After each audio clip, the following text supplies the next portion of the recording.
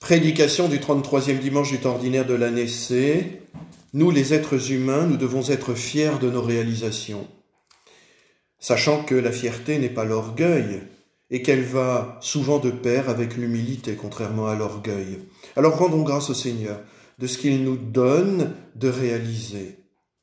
Le génie humain est le résultat du passage de l'intelligence divine en l'être humain.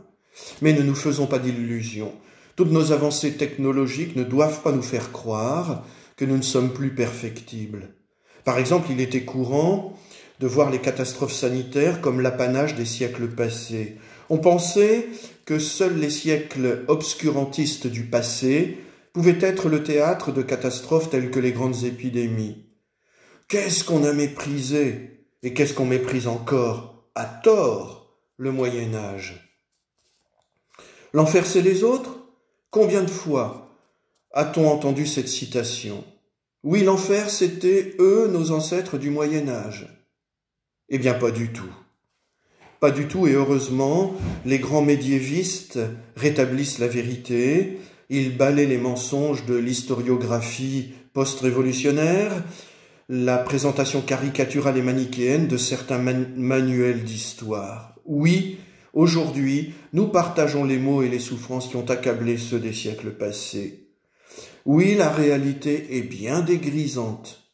Nous sommes désemparés, et c'est normal, devant ce qui nous arrive parce que nous nous sommes laissés illusionner par nos réalisations. Alors appuyons-nous sur la parole du Christ. Quand il nous dit, je le cite, « Il faut que cela arrive d'abord, mais ce ne sera pas aussitôt la fin. » Luc, chapitre 21, verset 9. « Il faut que cela arrive d'abord, mais ce ne sera pas aussitôt la fin. » Ce ne sera pas aussitôt la fin. Dans un accès de déprime réaliste, nous avons peut-être envie de dire « Mais Jésus, mais si, c'est la fin, rends-toi compte. » Quand on voit tout ce qui se détruit, on se dit normalement que c'est la fin. Eh bien non, nous répond-il. Pour mon Père, ça ne peut pas se finir comme ça. Non, ce n'est pas ça.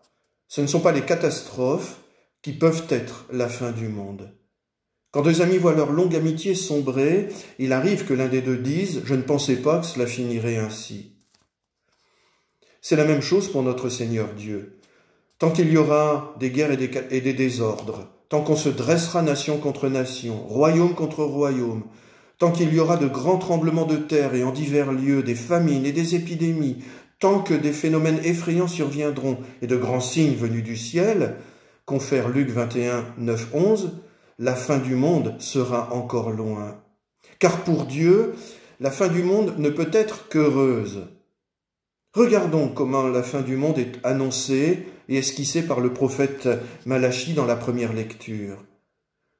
Ce sera la fin quand le bonheur absolu sera enfin solidement établi.